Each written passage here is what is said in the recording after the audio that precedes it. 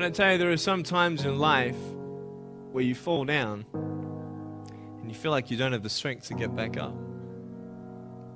You sort of put a mask on your face when you come to school and pretend that everything's okay when it's not, and you go home and lay in your bed when no one's looking at you, when you don't have to impress anybody, and you're yourself.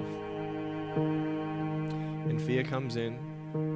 You know the fear that you have as soon as you walk into the doors of your house. Maybe there's a broken home. Maybe you have doubt in your life. Maybe you don't know for sure what's going to be happening in the future and it scares you. Maybe you're worried about what people think of you, what people say about you.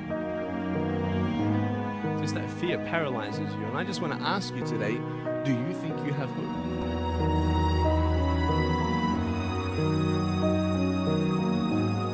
But this is the thing. It should be impossible for me to get back up, but it's not.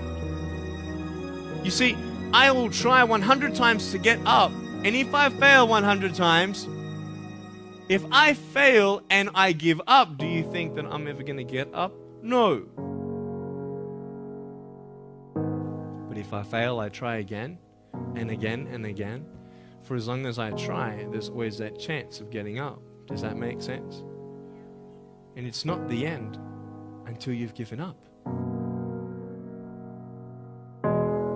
And just the fact that you're here should persuade you that you have another chance to get back up. There's still hope.